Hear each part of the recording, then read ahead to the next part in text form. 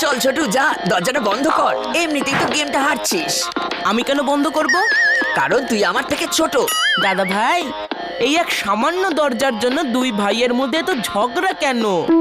ভেঙে দাও এই দরজা।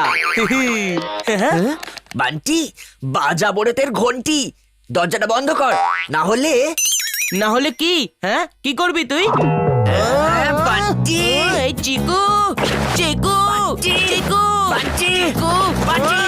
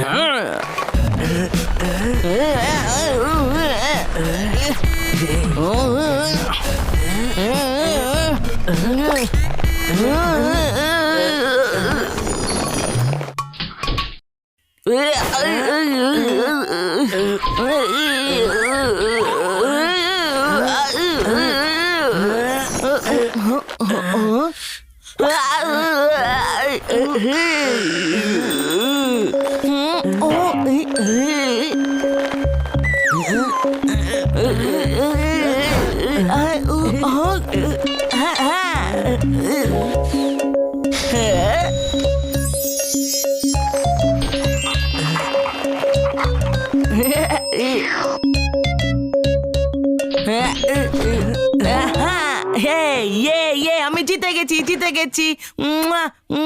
এই বেশি নাটক করিস না, তাই যদি। বান্টি, তাড়াতাড়ি এদিকে এসো আর দুধ খেয়ে নাও। আজ আমি তোমার কোনো অজুহাত শুনবো না। হ্যাঁ, পুরো গ্লাস শেষ করতেই হবে।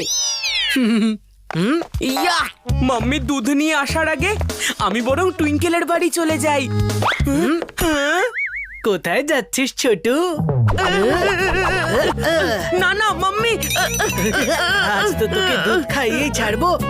মাম্মি, তাড়াতাড়ি দুধ আনো। ও, দুধ তো শেষ হয়ে গেছে। বেঁচে গেছি। মনে হয় দুধ আমাকে ভয় পেয়ে গেছে।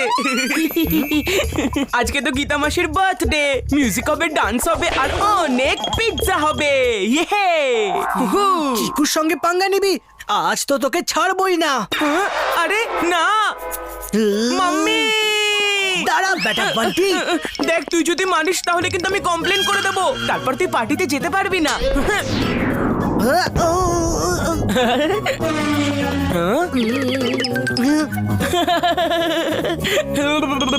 আয় আয়, এদিকে আয়। আজ তোকে ছাড়বো না বান্টি। আয় না।